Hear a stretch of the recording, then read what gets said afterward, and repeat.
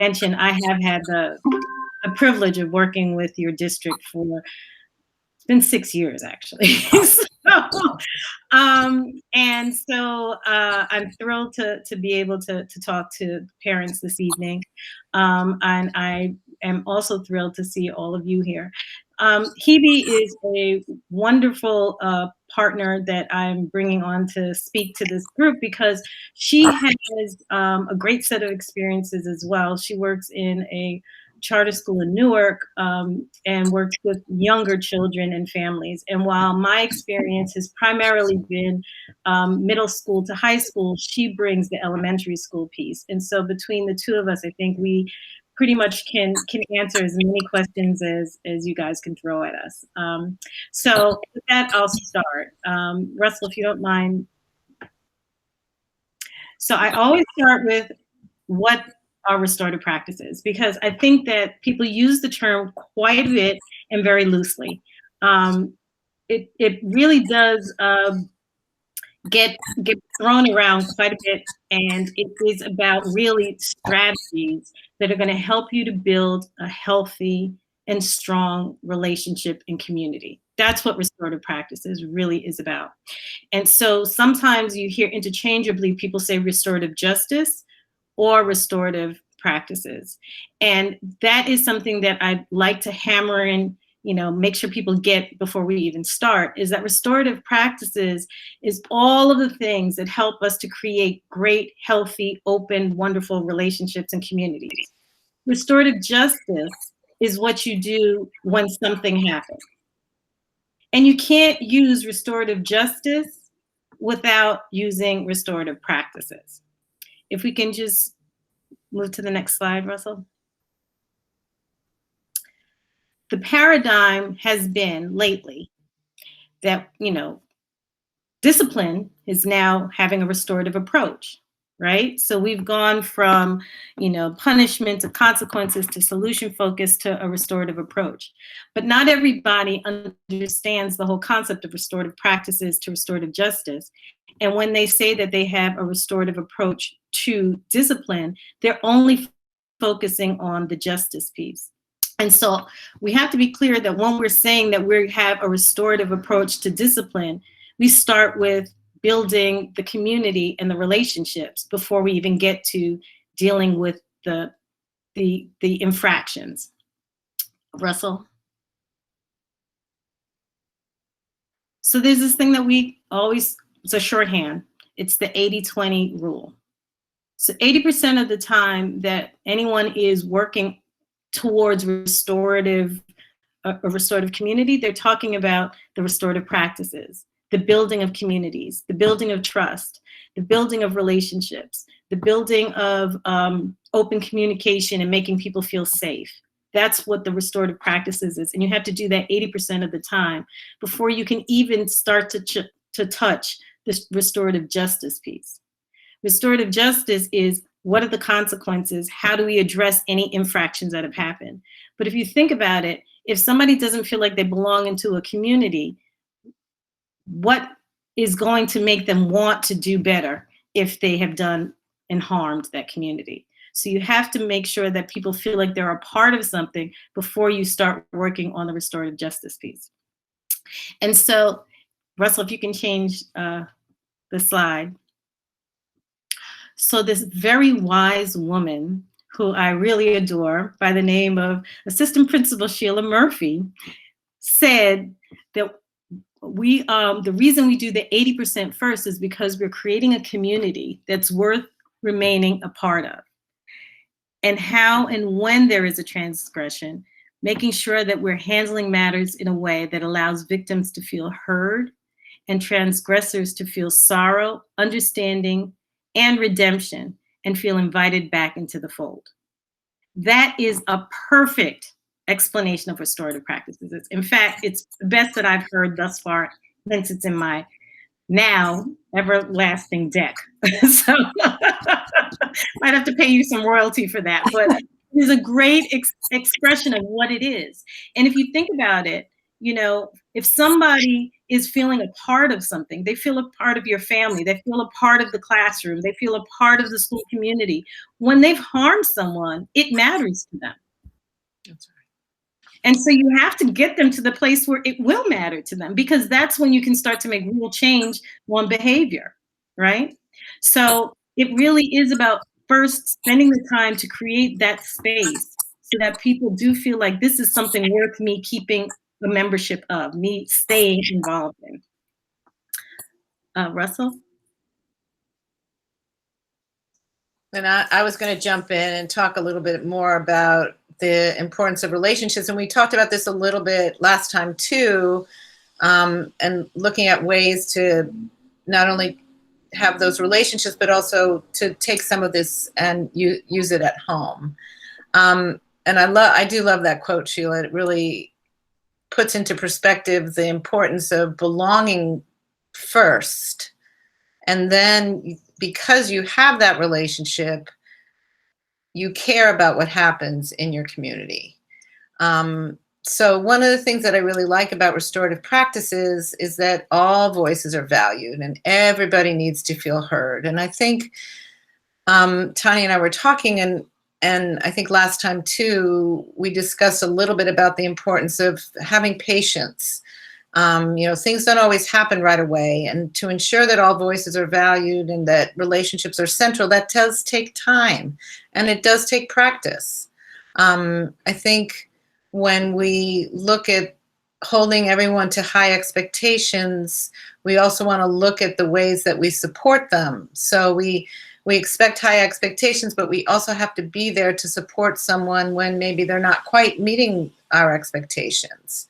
And then that might lead to a way to have collaborative problem solving instead of any kind of shaming. We discussed that last time, the importance of not creating any kind of shame, but figuring out, okay, what did happen? How did that happen? If you're part of our community, why would that happen? And strengthening some of, again, any kind of misbehavior can be used as an opportunity to strengthen a relationship rather than a punitive opportunity or a negative impact. And again, focusing on the harm that may have been done to the community or done to the person or done even in the family if you want to take it home, rather than just what rule you broke, like what breaking that rule really meant. And then helping your children and helping all children identify their needs and assisting them to find a way to express their needs that are maybe more in tune with the community. And that's one thing, just as a social worker, that I do pretty much all day long with kids, is talk about expanding emotional vocabulary or how to express yourself. And that learning and expanding those emotional vocabularies gives us the ability to be better at identifying our needs. So it's a process. It's not something that we just do overnight, but as I said, it does take practice. And then understanding that conflict can actually be a very useful time from a therapeutic perspective. When someone's in crisis or in conflict, it's actually a great time to take advantage of being able to collaboratively problem solve, talk about how to strengthen relationships, focus on harm done, and make sure you handled it in a productive way. So all of these things, I think, really, this slide in particular spoke to me, the way it was put together, because I feel like it really encapsulates all the different things we're focusing on in terms of how to create more of a restorative community, both at school, at home, out in the world. Tanya, I'm sorry to just sidebar, but the questions that are coming up, it's a little hard to speak and address. Do we want to wait, Dara, till the end to answer questions, or I don't know? Those were technical questions. There were no content questions yet. Oh, okay. So you just keep going. Yeah, we'd say questions at the end would be great. All right. Russell, thank you. If you want to go on to the next. Tanya's going to sort of talk about the social discipline window, but again, this speaks to the importance of how we create the relationships that we want to have. So for anyone who's ever been to any kind of restorative practices training, you've heard, I'm sure, of the social discipline window, but it's worth saying again and again and again. And each time I talk about it, I actually learn a little bit more about myself and how I handle situations. It's the key principle for restorative practices. And it's really about how individuals who have authority work with those who they have authority over. So, Russell, if you don't mind. It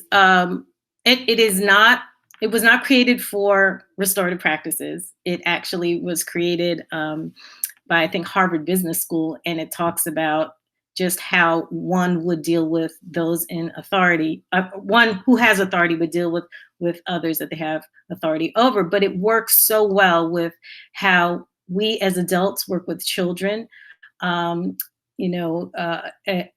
boss works with someone that they work for. So there are the two axes. You have the control, which is limit setting, discipline, and expectations of what one will or will not do. And then you have support, and that is encouragement, nurturing, being involved. And so it's broken into 4 quadrants, where when you get to the high control, which is high expectations or high discipline or high limit setting, and you have very low support, you're in that top left quadrant. In that quadrant, there's going to be more than likely the type of environment where I've told you something, therefore do. And because I expect you to do it, and I'm not necessarily providing you with anything to help you get there, I've just told you to do it, and therefore you shall.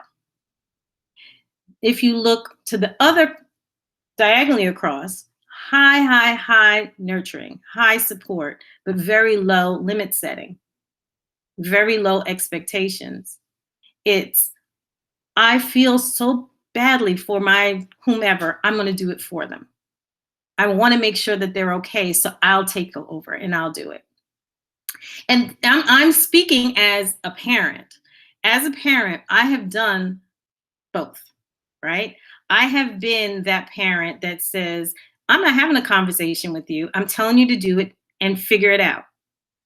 I've been that parent. So that's on that top left. But then I've also been not necessarily a parent. I wasn't that nice to my daughter, but I did that with other people that I had low expectations of, where I'm like, let me just do it for you. Let me just do it for you. But I have had experiences where friends of mine who are in that high support, low control will change everything so that their kid can get it done versus letting their child struggle a little, right? And you do it out of love.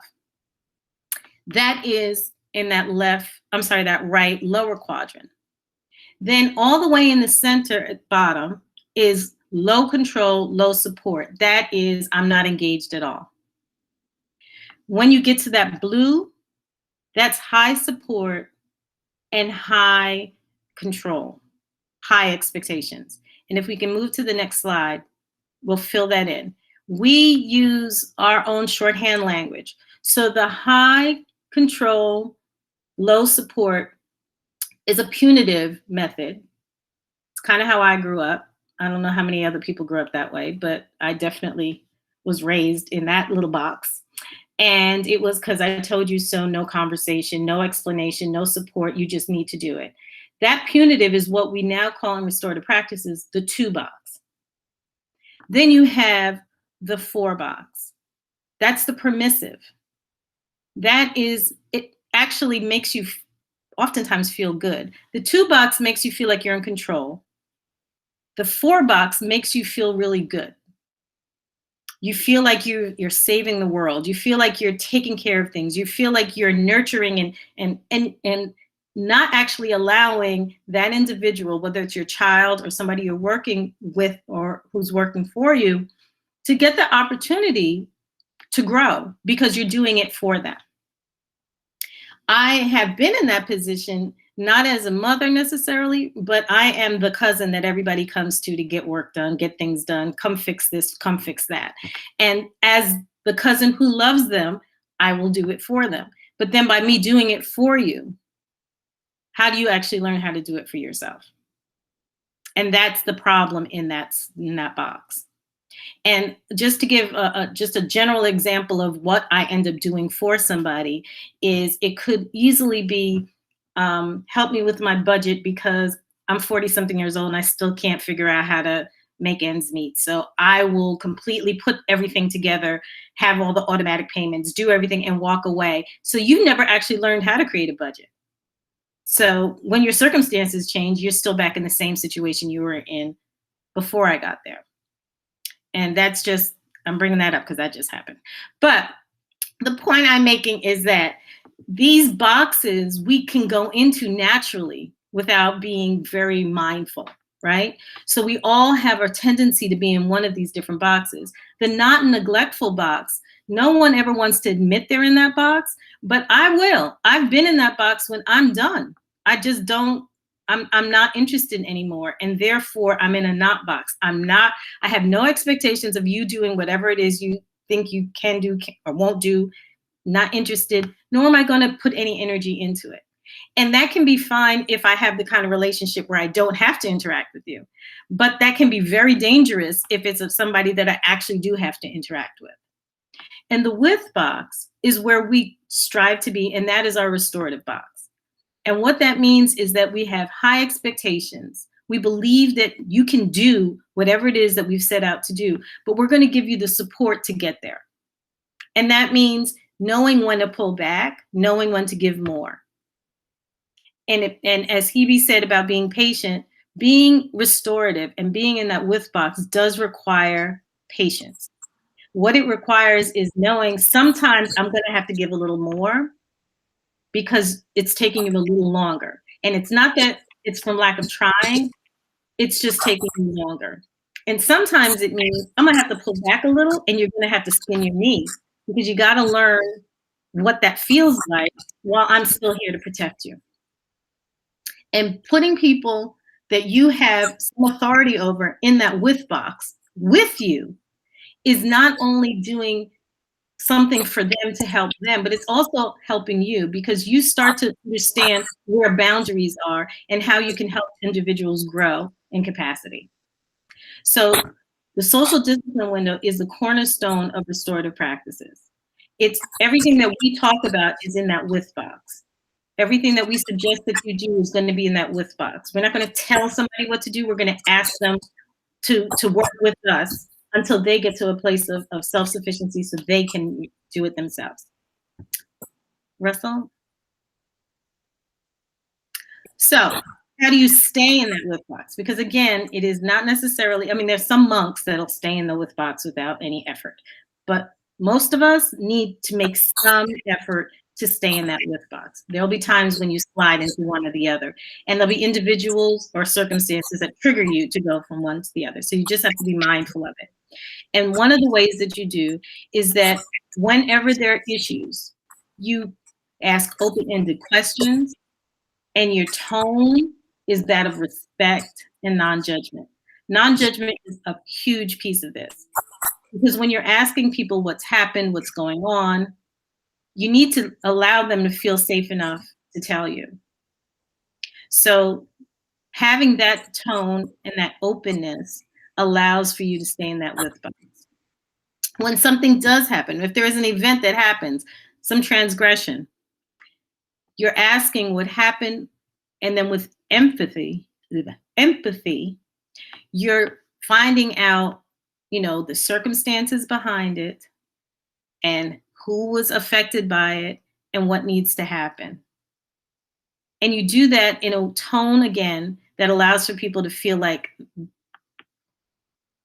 it's okay for them to give you the real answer.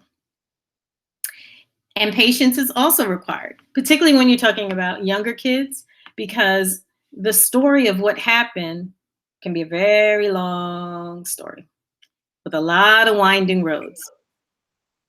I'm just going to jump in 1 second, Tanya, and just speak back to that, the importance of community right? That if your community already has a respectful tone and you've established that non-judgmental environment and you're working towards staying in that with box, it's so much easier for young people to be able to have that relationship that they trust. Something you didn't say yet, but what you were talking about earlier is the idea that there's social capital. You have that relationship, and children and adults feel more comfortable and safe to talk about what happened, because it's not easy when you've made a mistake to actually admit it and trust that the person you're telling isn't gonna be mad at you or make you feel shame. So I just wanted to throw that in there, that again, taking it back to the importance of community. And thank you, because that's very important. And the social capital piece is huge. So, as you're building that rapport and you're showing and demonstrating that you're always able to hear and not overreact, doesn't mean you agree, but hear and not overreact, makes it a safer space for people to then share and be honest with what's happened, right? And it's not, why did you do it? It's what's happened. So that takes away a lot of the judgment as well. And then the other piece about staying in the with box, and we'll talk a little bit later more about the types of questions you would ask when there is an event that happens. But one of the ways that you have to do some self-reflection, so that it can be easier in an institution where it's been understood that everyone is going to speak restoratively and that there are processes involved to make sure that the right things are said at the right time. When you're at home and it's in the heat of the moment, that's a very different animal. And while you want to be consistent, one is much more consistent with somebody else's child than they might be with their own. And so to be able to be at home and think about, this triggers me to be in that box. This triggers me to be in this box. So let me think about how I'm going to respond to this so that I'm in the with box. And it might mean that I have to go back after I have said something that was clearly in a different box than the with, to restate it and be vulnerable enough to say, I'm sorry, that wasn't how I meant to say that. Let's start over. Because you'll get the grace. They'll always give you the grace, but you have to go back and re-engage in a way that isn't with tone and asking types of questions so that it can start again. It's never too late. Right. And it's hard to catch yourself sometimes. I mean, we all, especially as parents, I don't know if everybody's parents on the screen, but if, as parents, it's so easy to get into one of those other boxes and forget about the whole idea of being with, because it is easier sometimes just to do it yourself. And it is easier to just say, okay. And it, like I've said, it really does take self-awareness and time to, I like that idea of just stepping back sometimes. We don't always have to fix it right then and there. Yeah. Russell? Thank you. So as we were talking about responses, right? There are different types of responses that you can give that without you intending to, it becomes a stigmatizing response rather than a reintegrative response.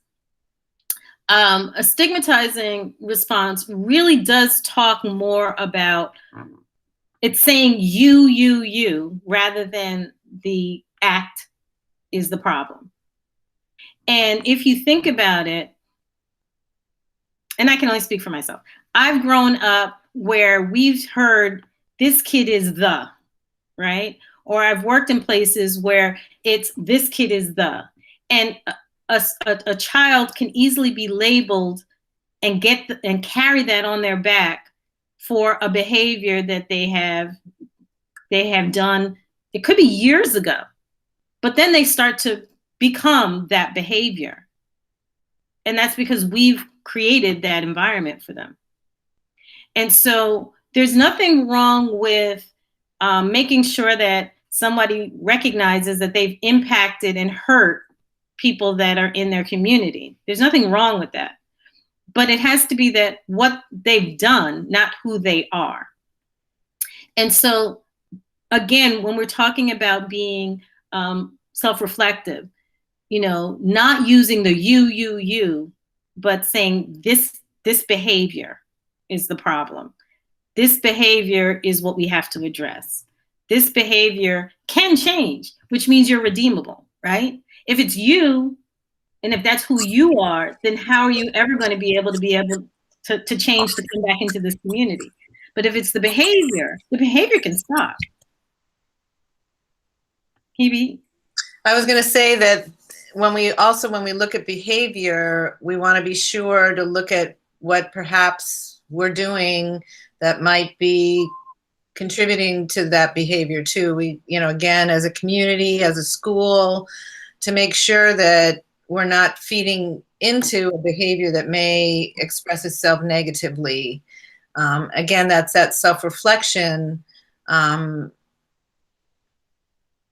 think we've all, I'll speak for myself. I've definitely thought, oh boy, here comes so-and-so. What are we going to do with him or her today? And then I realized, boy, that's just not the way we're going to approach him or her.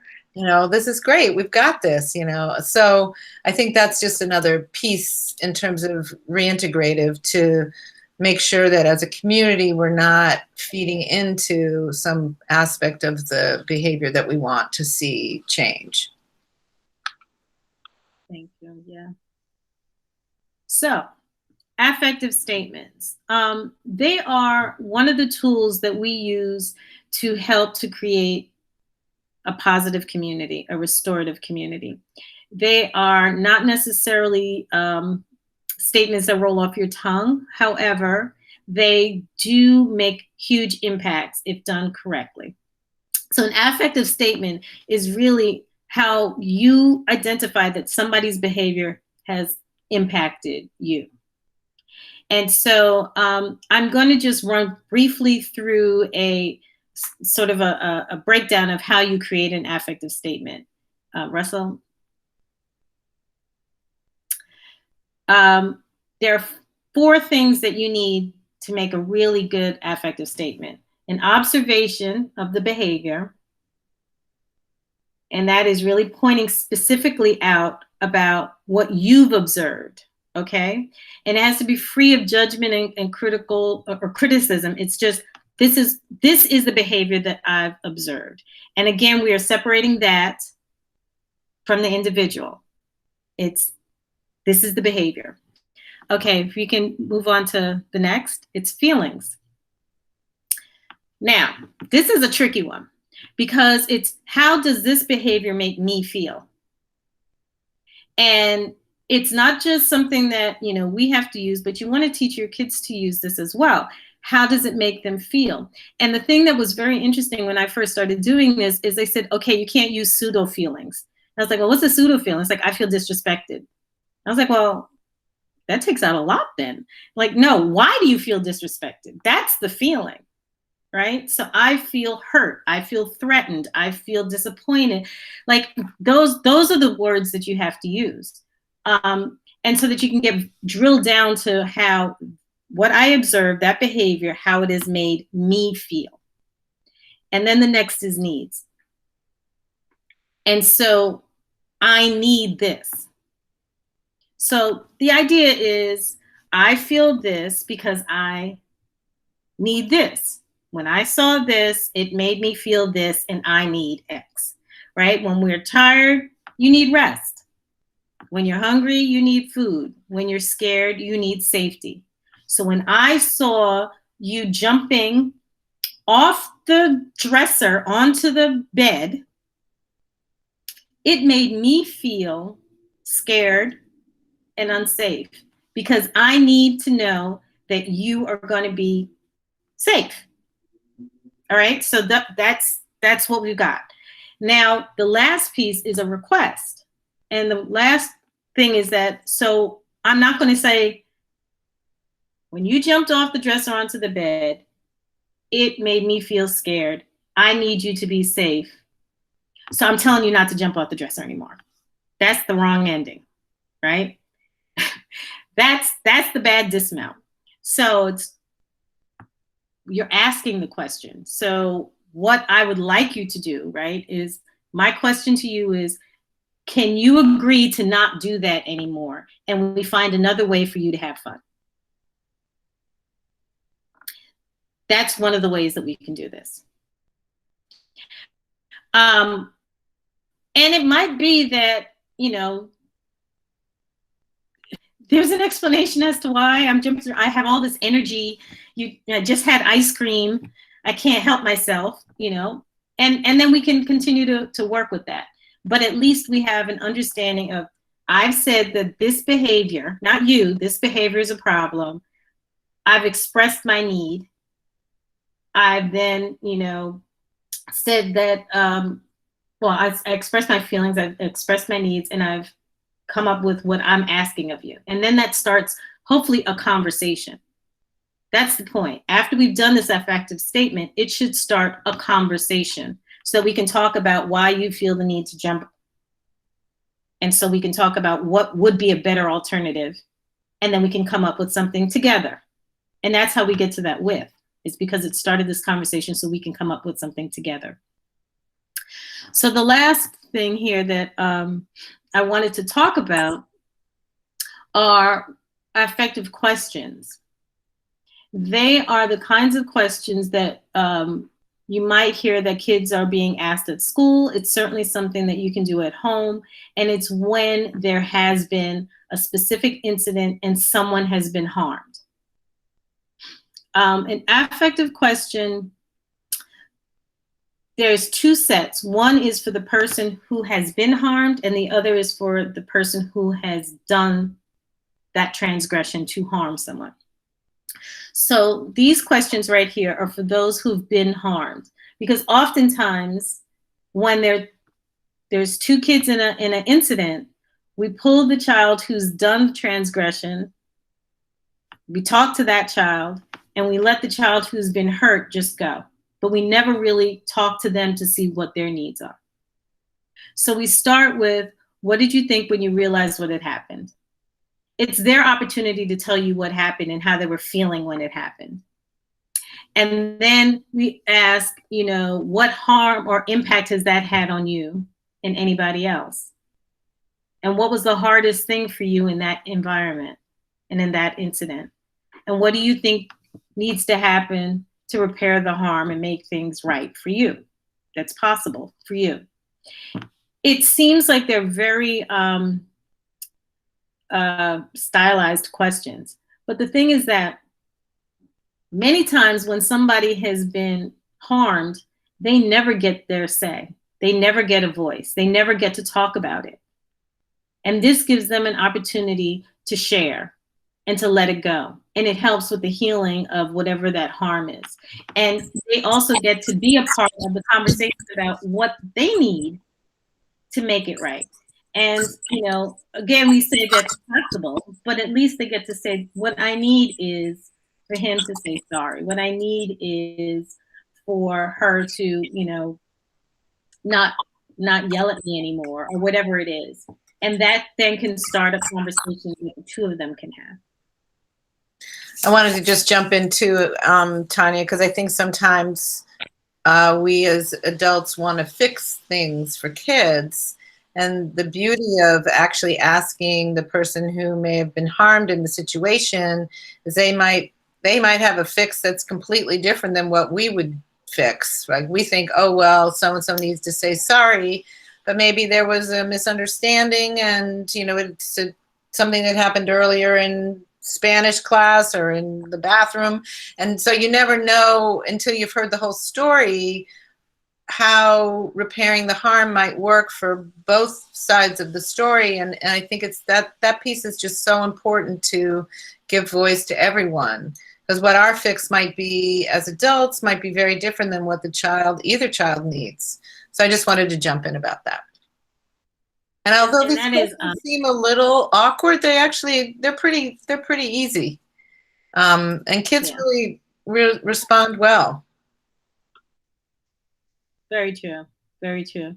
And, you know, like you said, they know what they need, right? So having something that is inauthentic happen to mend the relationship isn't helping to mend the relationship.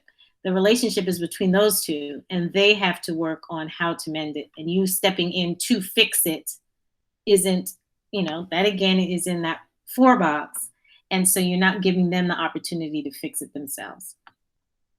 Okay, so these are the questions that you would ask the individual who actually has done that transgression, that I'm using that word now that Ms. Murphy put that in there, but that starts with a very simple question of what happened. Like I said before, it's not why did you do it? It's just tell me what happened, and with the tone that's inviting, and waiting for them to finish from beginning to end of what happened, wherever they feel is necessary for them to start. And really, you're not asking them so that you can get the facts. And that, I think, is a hard thing. You're not asking them so you can get the facts. You're asking them so you can hear their perspective on what happened. And then you ask to further get more understanding of their perspective, what were you thinking at the time? And let them share that with you. It might be that they weren't thinking anything at all, but it gives them the opportunity to say what was going on in their mind when whatever happened did happen. And then when you ask them, and who do you think was impacted or harmed by your actions, you might have to help them come up with who they think has been harmed, because it might not be, they might not be aware of how many people are impacted by their behavior or their actions. And so that's a great exercise to help people to see, or help children in particular, but even adults, to see how there's so many people connected to you because you're in a community now. So when you do something, it's not just you that's impacted, it's a whole group of us that are impacted. You know, if you decide in a group that you are going to behave in a way that now nobody else can continue to have fun because everybody had to go home, look at how many people were impacted by that behavior. If you're going to have, you know, a temper tantrum in your bedroom and scream for 2 hours, who do you think is impacted by that? Every single person that lives in that house has been impacted by that screaming for the past 2 hours. And that happened with my nephew the other day. Like, the whole family is impacted because of that behavior. So let's talk about who's been impacted. And then it's, what do you think needs to happen to make, you know, amends, to repair the harm? And so if you think about it, we've asked the person who has been impacted by the behavior, what do you need? And then we're asking the person who's done this transgression, what do you think needs to happen? So that when we bring them together, they've already started to think about it. And then that can start a conversation between the two of them, that we don't necessarily have to, we can moderate it, we can facilitate it, but we don't have to make the decision as to what's going to happen. And so just to sort of tie this up in terms of restorative language, there are a lot of things that are said on a consistent basis that once you start to share, it creates the environment that you're looking for. So if you say things like, we are a community, we are a family, we are, you know, a class, but there's this membership, right? If you consistently call yourselves, we are a family, therefore, we are a community, therefore, and everybody has a role in it. Everybody is a member of it. And then you start to work on trying to find many ways that you can do things with rather than 2 and 4, you're going to have that young person step up to start to want to be a part of making the decisions in an appropriate way because you're doing it with them. And it's also developing them as individuals. And also, when there is any kind of conflict, the first question should really be looking at what's the relationship like between the two, because that's what you're repairing, right? So restorative is restoring. So making sure that you can assess what that relationship is really important. Hebe, Well, I was just going to say, sometimes part of the problem is maybe there isn't a relationship between the children, and that's right where you start. So it can be so simple as they don't know each other, or they don't know how to talk to each other, or, you know, I don't know how many classrooms you're doing circles in, but circles are such a great way as well to just, you know, create that community. And then when something does happen, you've got that, as we were talking, that social capital. So I just wanted to say that. And I mean, sometimes in a family as well, there are alliances, and some people get along better than other people, and therefore maybe that person might be speaking for somebody rather than with them, or, you know, they might be speaking to them. And so I just sort of making that parallel again to the importance of how we treat each other, both in our communities and also in our families. And just to add on that about families and relationships, you know, I started doing restorative practices when my daughter was in middle school, and it did make me have to think very long and hard about what is the relationship I wanted to have with my daughter, you know? And so that's the other thing is, as parents, at least I think, you know, my generation, we're parenting different than we were parented. At least that's my experience. I and my friends are parenting different than we were parented. And so it's not doing things the way that it was done to us.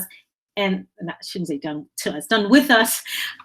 But we're learning as we go. And so I knew that the kind of relationship I wanted to have with my daughter is different than the kind of relationship my mother had with me when I was her age. And that is where we had to start, actually. We had to start with, what's the kind of relationship I want with a 7th grader? And let me start there and work my way. And so it you know, it was just the two of us. We had to figure it out. If we had made the choice to have a different type of relationship, I don't think restorative practices would have worked in my household. Because if we had had the kind of relationship that I had had with my mother, there'd be no there'd be no conversations, there'd be no her learning how to do things with me there to help carry her on and get her to an independent state.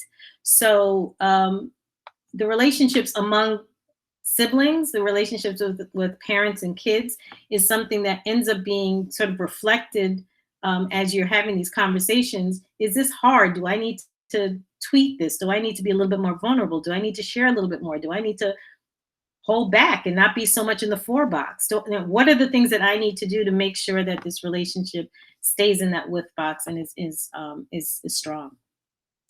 And then the last 3 things that I'll say very quickly is we, like I said before, you don't ask why'd you do it, you ask what happened. It's a very short, very powerful sentence, what happened, and you will get a lot out of that.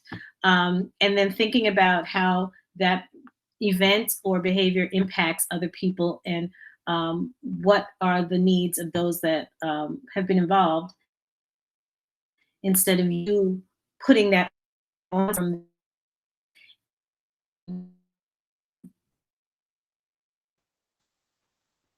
You're glitching a little, Things that Tanya. we use in story.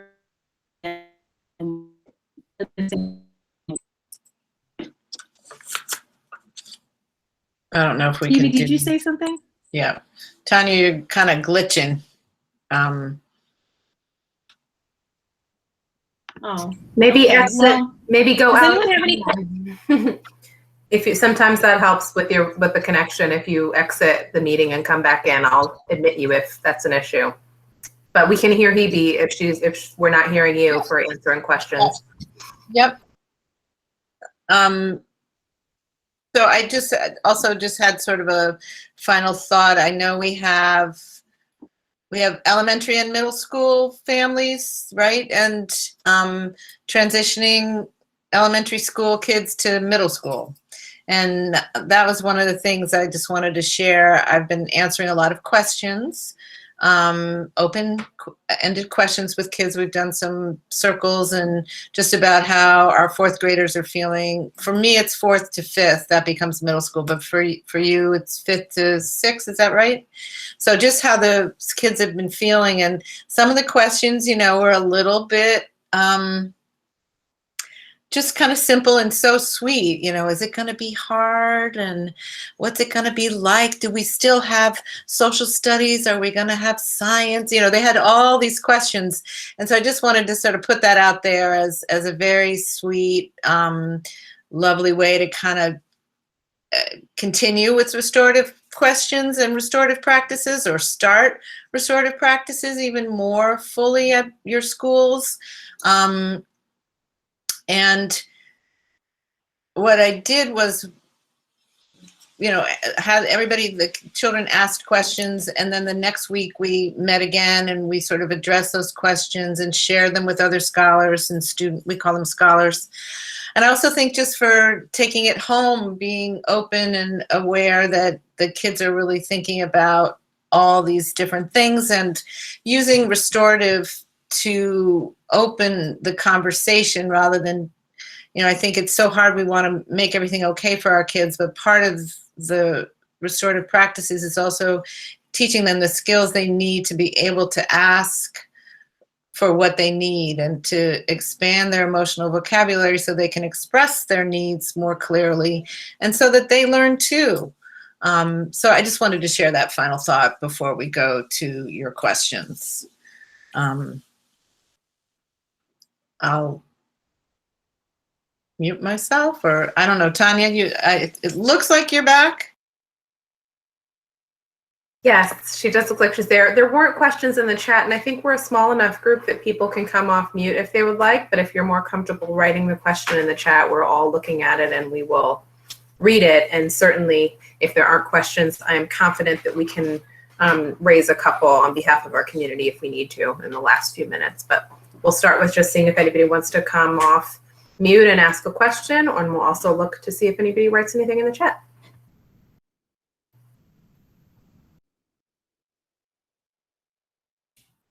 I'm not sure I have a question. I have kind of a reflection, and there's a question in there somewhere. It seems to me that culturally, good parenting has often come to be for parenting. You're in the for box.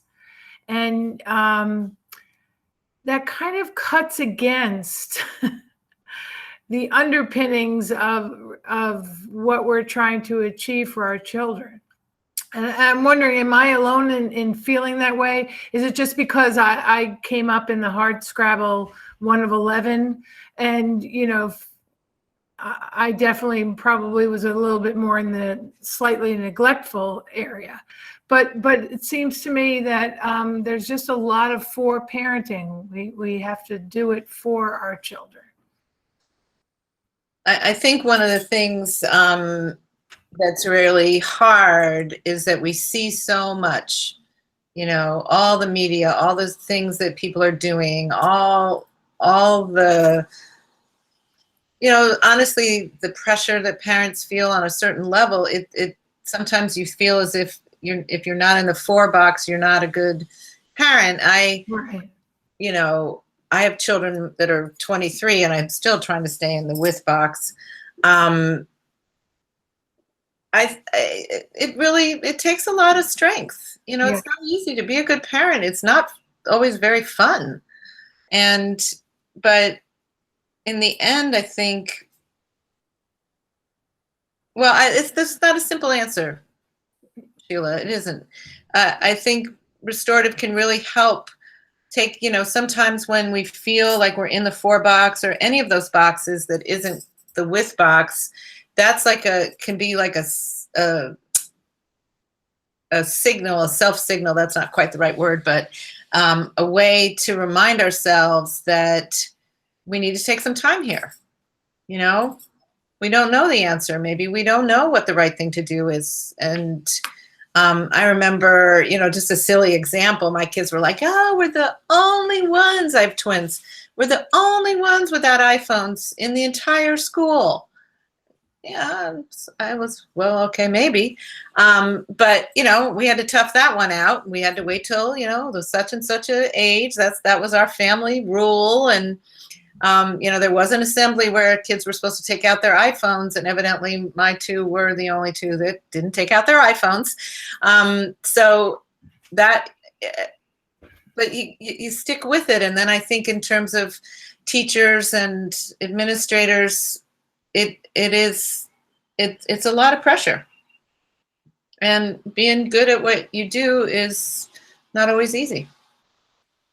It's a constant relearning. I've been talking with texting and with a lot of us that came on this evening. It's a constant relearning. Yeah. So we're really grateful that we get to keep learning. Are there other questions that are making our way around? I see Lorraine answering on our behalf. Thank you for that. Lorraine has gotten to work with Tanya and her team.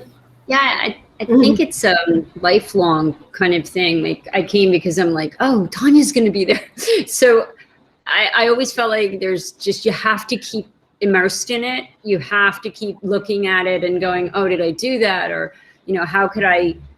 Those questions mean something very different in real time. And the responses the kids give you, you really have to listen. Like, why'd you do that? Well, I really wanted to slam them through the wall. I decided not to, and I did this, and it kind of throws you when you're like, oh, I have to, respond in the with box, and I think it's constant, at least for me, it's constant to have to work on it, and then I was thinking out loud, Tanya, when you were talking about kids, I have a 27-year-old and I have a 17-year-old. So I think about, how I parented them differently, and how I respond at school versus home, and, all of that. So I really value your time. So thank you. Oh, it's been an absolute pleasure. And, I now have a 23-year-old. I started this, she was in 7th grade. And I was just thinking about what Sheila said about being in the 4 box. And what I found was, my daughter has issues that I needed to support her to get her to an independent state.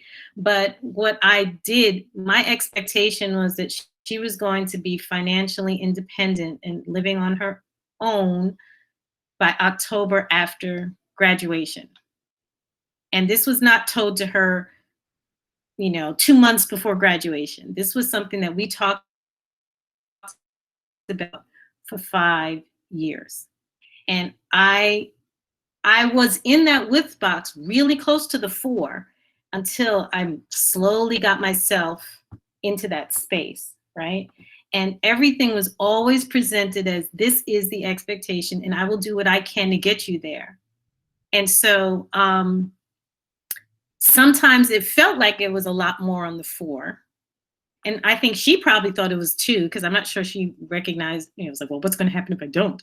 But what ended up happening was that she was a class of 2020. So was Hebe. Our kids are actually in the same class at the same university.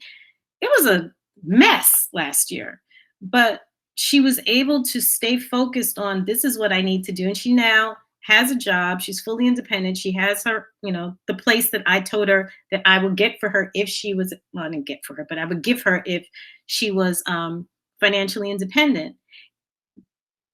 But I didn't give her the option of not. Now, the reality is I wasn't going to put her out on the street if she wasn't. But she didn't know that, right? And so and it was hard for me. And all my friends said I was crazy. But I knew that if I can challenge her and make her believe this is something you can do, I'll give you all the support you need, but it is something you can do. Best believe you'll rise. And she did. And she rose. And she's thriving because I didn't keep her in that 4 box of it's okay, you can stay home until everything. I was like, no, you can't. Yeah. I just really quickly, of course she did. I just really quickly wanted to answer. I know there's a couple questions regarding, the use of this at home and at school and the intended purpose of this training. As you mentioned, we were lucky enough to have you for 6 years in our district in various capacities at different schools. Dara and I, when we originally talked, and Sheila and Russell and Lewis, all talked about how important it is for us as a school and the value that we found in this approach in dealing with students and transgressions or incidents or hurt feelings or the variety of things that happen on the playground, in the lunchroom, and just how committed we are to it. It was a part of the district mission and goals and something that they had committed themselves to. This year has been crazy, this year and a half, I should say now. So we have not had any formal training this year and a half, but it's something that we are committed to and that we continue with. As I said at the beginning, at the onset of this, something that Sheila, my AP, lives and breathes every day and is constantly reminding us to, keep in our forefront. And I know it's something that happens daily at the middle school, as Ms. Sudol shared as well. And it's just so important to us that families understand the approach that we are trying to take when there are transgressions or when there's damaged relationships, whether that be between staff and students, among staffs, among students, among colleagues. It's so important to us. And it's important that we encourage families to mirror it at home because we truly believe it's the right approach and it's what's best for students and it's what grows healthy, independent young adults into healthy, independent adults.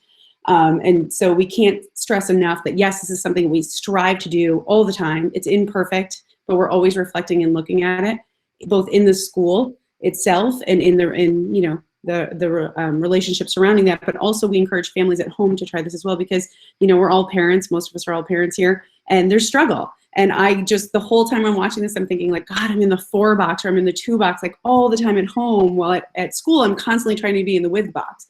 And what can I do better at home so that my child can go to school and expect and participate in the with box with people and not expect the 2 box or the 4 box. And so we just truly value the partnership between school and home. And so when we can share with you what we believe in and what we're practicing, we feel like we cement that relationship in a way that just brings success to the kids. So it's something we listen for when new people are joining us too. Shannon and I have talked about that too. You want to listen to, an incoming teacher and the way they plan to approach children. Because, and that's important for us to hear. There's obviously learning to do and we'll learn with people, but that's a lens that we have for people joining our school community. So I did see in the chat, because I know we're a little past time, but I did see in the chat, Tanya didn't even notice. Look, she's just enjoying I see your face. You're just enjoying the time with us. But I did see the parents are interested in doing this again. And I know that it would be very easy for you to engage the Parenting Center in that request. Russell or Shannon, could you look up Mary Lou's email address for our families and maybe put that in the chat if families want to engage her directly with the request? But I absolutely will inquire too. The Parenting Center brings speakers that are topical. A lot of times they're elementary focused, but not always. We're always advocating for it to be middle school focused as well. And Tanya has a K-12 lens. And so if she were to continue and, with us, I think it's powerful when families say what would help them in terms of something topical. So there we go. Miss Gregory is in charge of the Parenting Center. She took over after Karen Weiland retired, and you're more than welcome to engage with your request. I'm sure Tanya would love to be back with us, and Hebe as well. Is there anything you'd like to close us out with? Anybody that we didn't hear from? Russell, thank you as always for handling our technology. He didn't realize this was going to be one of his duties when he joined us at MMS, but he is Mr. WebEx and all things technology for us. All right, well, thank you. We will share the recording with both school communities. For people that ask, by the way, I'll just end with this because it does come up. The reason this is specific for MMS and Seth Boyden is because both of these two specific schools receive Title I funding. And so that's why it's specific to our community, because there's a funding component. You know, it's not meant to hoard anything. It's just about when we're engaging parents, there are, you know, direct ways that we use the funds. So that's why, but you'll receive the slides and everything. It'll be open to people. All right. So thank you, everyone. Have a wonderful evening. Thank you for joining us during a busy June. And thank you, Tanya and Hebe for your time tonight. Thank Good you. night. Thank you. Thank you, Tanya. guys. Good night. Thank Good you. night. Bye.